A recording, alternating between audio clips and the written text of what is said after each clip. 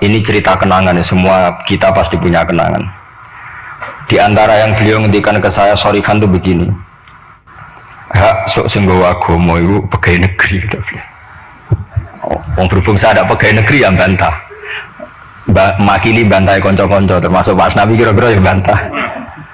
Karena santri pertama yang saya dengar bantah Mbah Mun itu Pak Asnawi, tapi bantah bagus. Mbah Mun khawatir kalau dop itu maknanya kawuk. Khawatir santri mangan kawuk, dop kawuk Arab. Karena kalau kawuk tok nanti kawuk halal, karena dop itu di daftar hewan halal. Sinjab bajing Arab, karena termasuk daftar hewan halal. Suatu saat ada lafaz yang enggak jelas, ini yang Pak Asnawi ini, saksinya para malaikat. Arab malih bah. Tapi terus barokahnya Pak Asnawi komplain begitu pas ngaji Wahab, Mbah Mun menerangkan, "Cung, nak tak maknani bajing Arab, ambek kawuk Arab, kok santriku do mangan bajing do mangan kawuk." Karena dop itu dimuncit ya persis diawak itu persis kawuk. Tapi nak dimaknani Arab kan terus bingung. Jadi itu seni Mbah Mun ngelola fikih supaya. Tapi barokahnya Pak Asnawi sebenarnya semua teman-teman meletok Arab itu supaya tadi memang itu di daftar hewan halal dan memang di hadis-hadis banyak sahabat dardok, tapi di kamus itu mirip menyawa atau biawa atau kawuk. Jadi makanya pertanyaan kita, kalau kita ngarang kamus itu harus ada seni fikihnya. Kalau ndok kamu tafsiri apa? Kamu tulis biawa, ternyata dop ikut daftar halal, berarti kamu termasuk orang yang menghalalkan biawa. Tapi baru kayak sanat ngaji sama Pak Asnawi dulu ngaji Mbah Mun rame-rame, wadop lan kawuk Arab, wasinjab bajing Arab. Pak santri harus nyeletuk, Mbah neng Arab rano klopo, bajingnya mangan opo. Ini cerita-cerita yang lucu-lucu saja, karena tak pikir nanti tidak serius sudah mampu lah, sudah bingung mikir ekonomi, mikir utang, semacam-macam lah. Gitu, biasa mawon, tak usah sok suci pun, kita aslinya mawon pun gitu. Ya semudi, misalnya jenengan nutupi EP podoro, itu biasa lah itu. Kita kopi bener. Kiai yang ngarepe wong awam, podo kiai ini yang tadi mun kertu mati, mun podo mati ini mun biasa mawon. Tapi ketika Mbah Mun dawuh itu saya protes apa deh?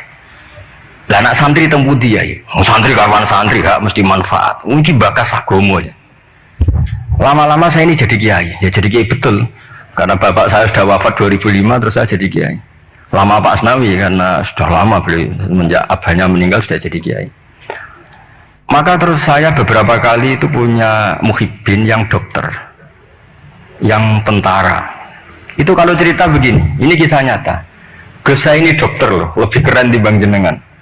Kenapa ya? Saya tugas di Papua, di NTT, karena saya dokter dilindungi negara. Karena tugas negara saya di kampung-kampung itu bisa bikin musola, bisa memperlihatkan saya seorang muslim yang sholat, tambah dicurigai jadi misionaris. Dan karena saya aparat negara, itu difasilitasi negara, karena berkebutuhan musola dibikinkan musola, berkebutuhan masjid dibikinkan masjid.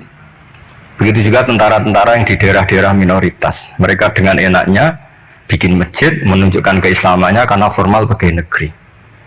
Tapi di daerah-daerah itu andekan yang bawa itu kiai itu nggak kebayang, nggak payu, terus ada gesekan mesti karena dianggap datangnya murni menyebarkan apa? Agama tertentu, dan akhirnya gesekan dengan agama tertentu. Ini makanya ini sodako syekhuna ketika ngendikan so iku sing nggawa agama ning ndi iku pegawai negeri. Mulane rumat. Dulu saya kan ya nggak paham dan ya nggak ingin paham pas itu. Perintahan rumat itu kan kalau saya punya umatnya, umat saja nggak punya, rumat gimana? Tapi setelah saya jadi kiai, beberapa muhibbin saya itu jenis ini cerita.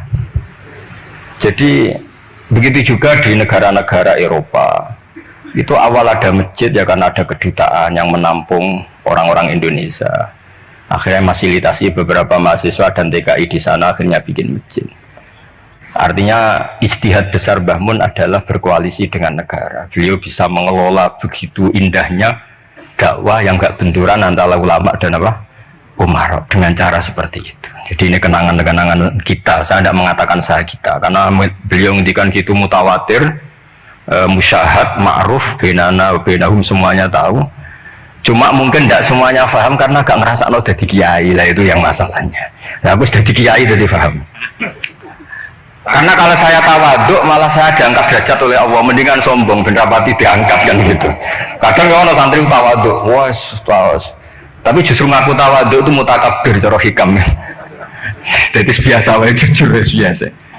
Tapi ini cerita ya betapa saya punya beberapa teman yang kuliah di Inggris, karena saya di Jogja banyak teman yang kuliah di Inggris.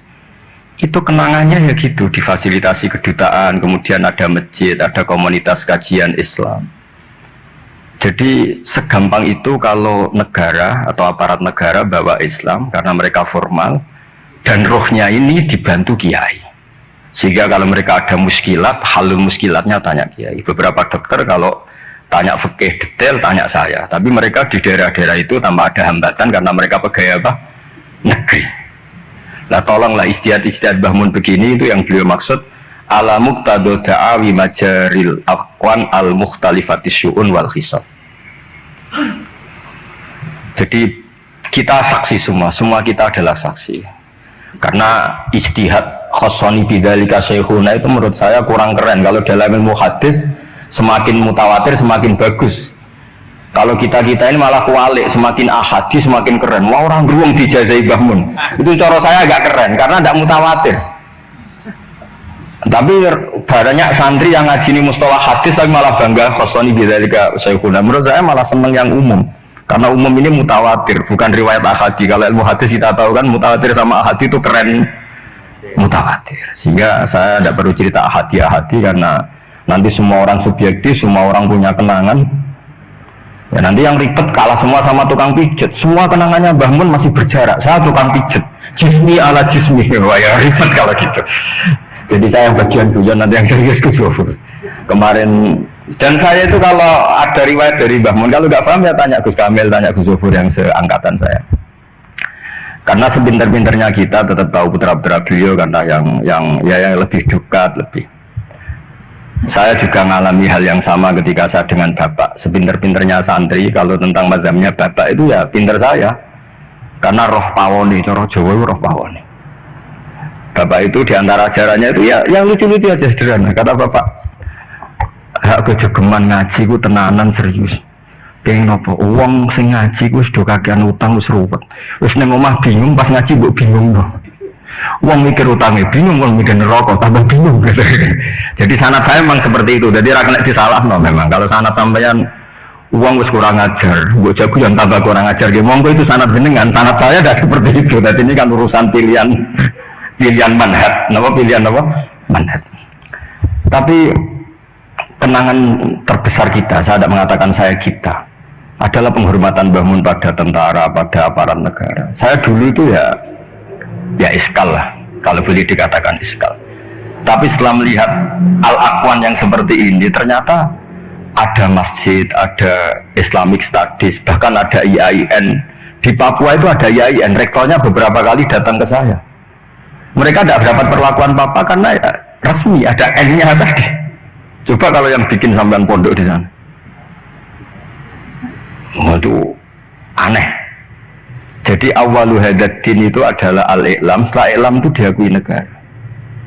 Sehingga keinginan para nabi dulu itu ya berkoalisi dengan negara, sehingga Nabi masih nyurati raja-raja itu. Makanya menurut paham banyak ulama, andai kan raja-raja itu nurut Nabi itu juga tetap raja, karena Nabi juga nyebut ila maliki qaisar, ila malikir ruh. Artinya sistem bernegara yang ada raja, ada rakyat, Nabi itu juga ngakui. Buktinya Nabi juga menyebut mereka raja. Meskipun Nabi tetap menjaga konstitusi nubuah, yaitu dengan cara menulis min Muhammad Rasulillah ila malikir ruh. Itu yang menjadikan semua raja agak sebagian raja agak terima, karena siapa orang ini berani menyebut namanya dulu sebelum nama saya, kan gitu. Mereka tersinggung karena suratnya Nabi itu agak aneh, nggak lazim kan menyebut min Muhammad Rasulillah ila Malik kan gitu. Mereka inginnya kan disebut dulu baru pengirim. Tapi itu memang nggak bisa dilanggar ya, mau tidak mau Nabi harus al-Islam ya'lu wala yu'la, sehingga memang suratnya Nabi min Muhammad Rasulillah ila Malik Rom atau ila Maliki Mukaiki atau siapalah. Tapi bahwa istihad ijtihad beliau datang ke Umaro yang dulu gak lazim ulama datang ke Umaro. Akhirnya itu jadi hal yang luar biasa. Makanya saya kalau ngaji Al-Manhajus Sawi karangannya Habib Zain bin Semit, ada ustadz itu agak-agak nyaman dengan Harun Rasyid karena beliau ya agak-agak melenceng, namanya Raja Amirul Mukminin. Singkat cerita si ustadz tadi bilang, ya Amirul Mukminin, ini nasihun laka famusyaddidun alika. Saya mau nasihati Anda dan mohon maaf agak keras. Fala tajid fi nafsika syai'an, maka tolong jangan dimasukkan hati. Apa kata Harun Ar-Rasyid? Inna kaya Ustadz ini dikasih tahu sama Harun Ar-Rasyid. Inna wa ta'ala qad amara man huwa khairun minka ila man huwa syarrun minni. Wa ma'adzalika qala ta'ala faqula lahu qawlan layyinan la'allahu yatadzakkaru aw yakhsha.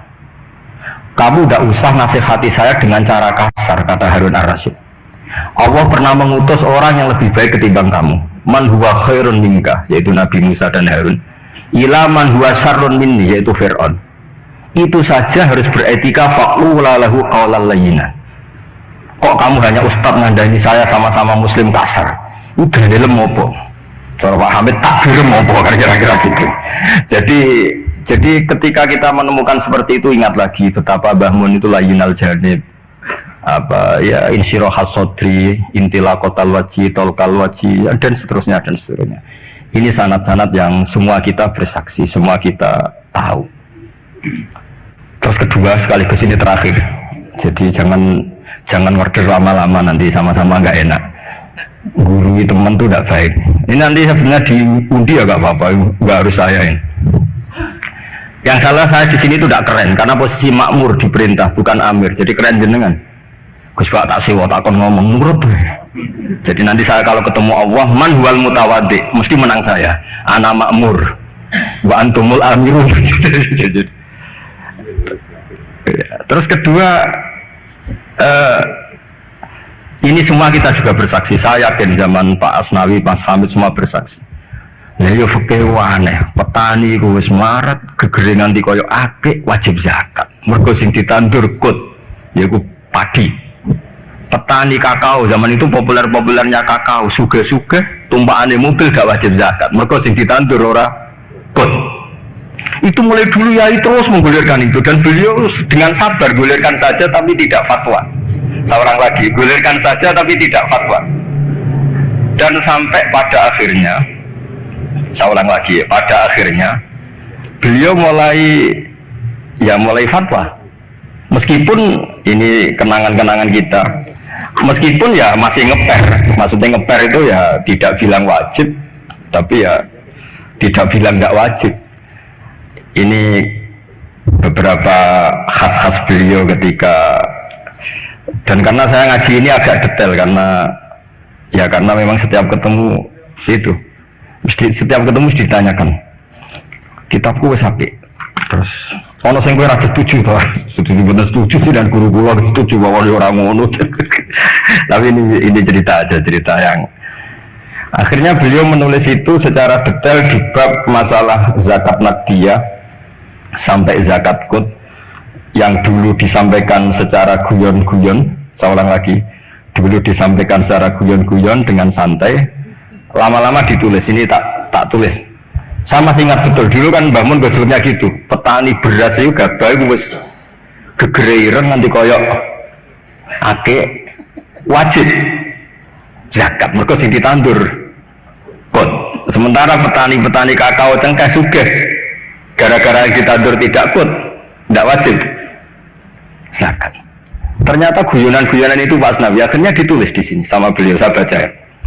Sahihun anna wujubal amal bi muqtadal ahkam al-Qur'aniyah allati lam nastati injazaha la yajuzu tabdiluhu aw ta'biru aw taghyiru illa annal wajiba alaina al-amalu tujaharu bima amkana famathalan fi ma nabata fil ardi ala madhhabi man yatamadzhabu bi madhhabil imam asy-Syafi'i inna ma tajibu zakatu minhu fi ma yuqtatu bi wa la tajibu fi misil khadrawat khilafa ma kana alaihi ba'dul madzhab al-ukhra ma'anna katsiran minal khadrawat wal fawakih fi hadzal asri a'zamu iradan fil iktisad minal aqwat aw musawiyatan laha a'zamu iradan aw musawiyatun laha. Terus beliau cerita wa fi tafsiril kabir, yaitu ketika nafsiri anfiqu min thayyibati ma kasabtum wa mimma akhrajna lakum minal ard, kata ma terus semakol wa yadullu ala wujubi zakat fi kulli ma tumbitul ardu, karena kita tahu ma itu litakmil. Makanya kenangan saya tiap ketemu beliau termasuk pernah tanya, saya juga pernah unek-unek. Yai, kalau seorang mufassir nafsiri Quran niku terikat mazhab imamnya apa terikat ilmu lughat? Ya itu tadi, karena Ibnu Katsir itu syafi'ul mazhab, tapi ketika beliau nafsiri wa mimma, ma itu ya apa saja, karena ma itu umum, sehingga beliau menafsirkan matum bintul ardu, cek kut cek tidak kut. Terus saya masih tanya, langge ini ku terikat mazhab imamnya boten, tapi arahnya beliau itu beliau pas ngarang ya ngarang air, usah terikat. Nah terus akhirnya beliau karena itu gak memutuskan itu, terus beliau hanya ngendikan, sama ingat betul, hadil ayatu al-Qur'aniyatu ukhtulifa fi tafsiri atau ikhtalafa fi tafsiriha al-mufassirun wa bi ikhtilafi dzalika ikhtalafat al-madzhab al-arba'ah fa hal bi kulli dzalika min al-ikhtilaf bainal ulama al-musaitin. Saat terus kata beliau, yang bagi alaman huwal qudwah li hadil ummah ayakhtara minal aqwal ma huwa aslahu li hadil ummah fil amal bi muqtada hadil ayat. Sama ingat, maka orang yang jadi pemimpin saat sekarang ya fatwa yang paling menguntungkan umat ini, yang paling layak.